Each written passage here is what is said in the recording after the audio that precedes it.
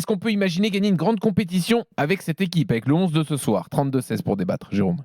Gagner une grande compétition, oui, on l'a déjà fait. Alors après, c'est pas les mêmes joueurs, hein, tu l'as dit, Jean-Louis, mais par contre, c'est le même sélectionneur.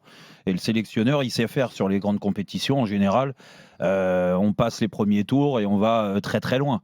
Alors, on ne parle pas de la façon de jouer, de la maîtrise que doit avoir l'équipe de France. Et moi, je pense que je suis un peu plus vigilant depuis pas mal de mois avec ça, parce que le palmarès, il a tourné et qu'on est en le droit aussi d'attendre et de voir une équipe un peu plus réjouissante, rafraîchissante. Il y a des nouveaux joueurs qu'on découvre, et tu l'as dit tout à l'heure, il y a des joueurs à ce niveau-là. Alors, ce soir, c'est pas le match du siècle, on est d'accord, devant un stade qui va vraiment sonner creux.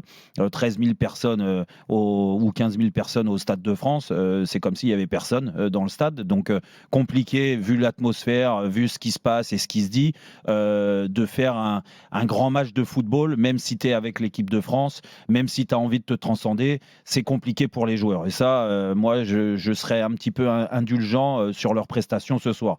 Mais après, pour revenir à ta question de base, déjà, il ne faut surtout pas minimiser les performances et le talent de certains, même si on a des doutes. Et moi, j'ai des doutes. J'ai des doutes. J'ai le droit de dire que je ne sais pas où on va avec Kolo Muani titulaire à la Coupe du Monde. Ça, on a beau me faire des articles comme quoi il marque beaucoup de buts. Il marque beaucoup de buts. Mais on en reparlera à 19h30 précisément de Kolo Muani. C'est pour ça. Donc moi, j'ai du mal. Barcola, j'adore Bradley et je l'ai souvent défendu.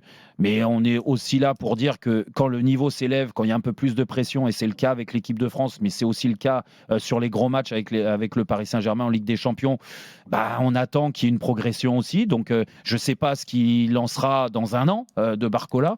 Olysée, c'est magnifique, les JO et tout ça, le début de saison avec le Bayern, mais il me semble quand même, j'ai vu un article passer, j'ai pas vu tous les matchs d'Olysée, mais qu'il était un petit peu rentré dans le rang. Et ce qui est normal, c'est aller très vite pour lui.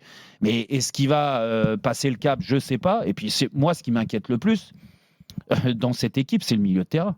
Mais qui est blessé ou pas blessé, Kamavinga, Kanté, Zahir Emery, oui, je suis désolé, ça me fait pas rêver. Tu pourrais rajouter donc Rabiot ou Tchouaméni. Ça me fait pas rêver, parce que moi, je trouve qu'en termes de créativité, et le football, et Jean-Michel et Louisa, ils vont pas me dire le contraire vu les joueurs et la joueuse que c'était, Louisa, et moi aussi avec, on était des joueurs à dominance technique, la bonne passe, le bon contrôle, la bonne vision du jeu.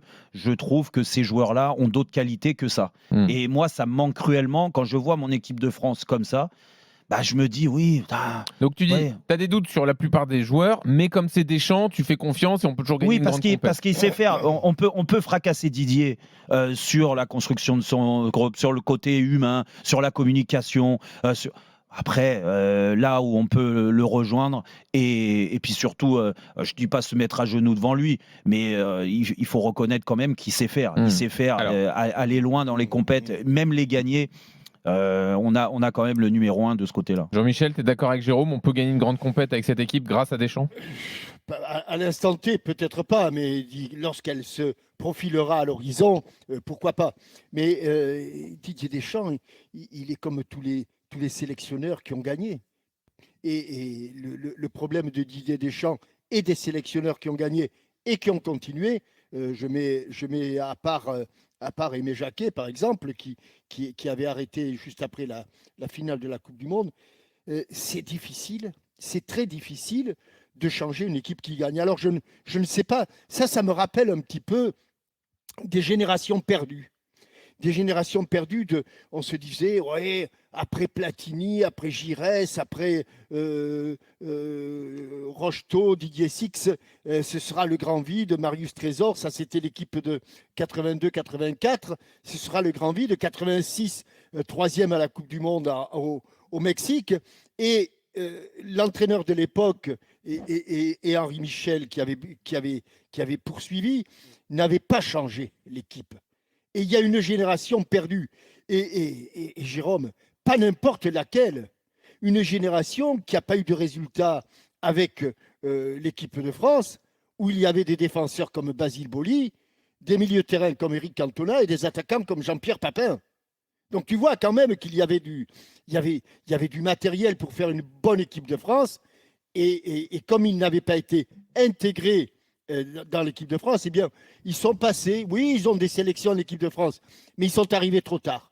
Et moi, ce que je crains aujourd'hui, c'est que après la Coupe du Monde de 2018, je pense que c'est à ce moment-là qu'il aurait fallu que peut-être Didier Deschamps, et même après la dernière Coupe du Monde, qu'il impulse véritablement un vrai changement. Alors, je ne sais pas s'il y a des talents, je ne les vois pas. Je ne vois pas aujourd'hui les talents que je voyais dans les années 80, 90, fin 80. fin 80. C'est toute la question, Jean-Michel. Et c'est sûrement ce que C'est répondrait ça. Didier C'est Deschamps. ça. Quel autre Oui. joueur j'aurais pu prendre pour renouveler?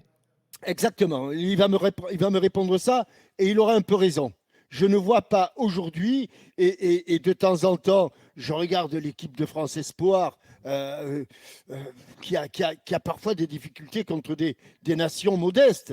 Et pour gagner des matchs, c'est pas flamboyant, ça n'a rien à voir avec ce que l'on a connu auparavant. Donc, je dirais, j'ai un doute quand même. Je fais peut-être confiance à Didier Deschamps, mais j'ai un doute sur le réservoir dont tu parles, Jean-Louis.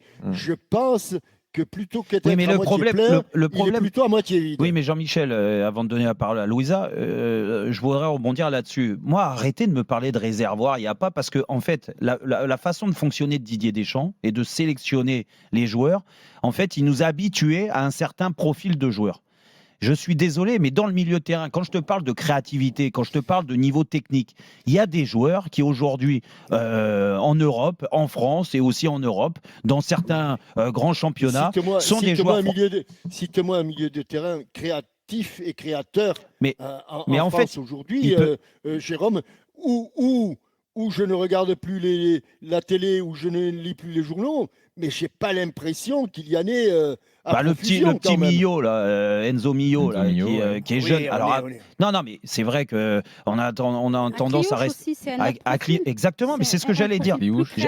J'allais le dire, Louisa, tu as raison. Akliouche. Non, parce que moi, je veux bien Didier. Mais Didier, pourquoi? Alors, dans ces cas-là, qui nous explique. Non, mais regarde, quand je te dis son mode de fonctionnement, Jean-Michel, c'est que Zahir Emery, il l'a pris, il n'avait aucun doute, parce que physiquement, parce que le volume de jeu, et il jouait au Paris Saint-Germain, les grandes compétitions. Il n'a pas regardé l'âge. Il s'est dit à 17 ans, 16 ans, il a beau avoir que 10 matchs derrière lui, je le prends. Akliouche, c'est un tout autre joueur, d'accord? C'est un joueur créatif, c'est un joueur très technique et tout ça. C'est un bon exemple que vous soulevez. Et là, il ne le prend pas parce qu'il est jeune. Bah écoute, c'est son mode de fonctionnement, c'est son mode de sélection. Et ça me dérange. sa philosophie de jeu surtout.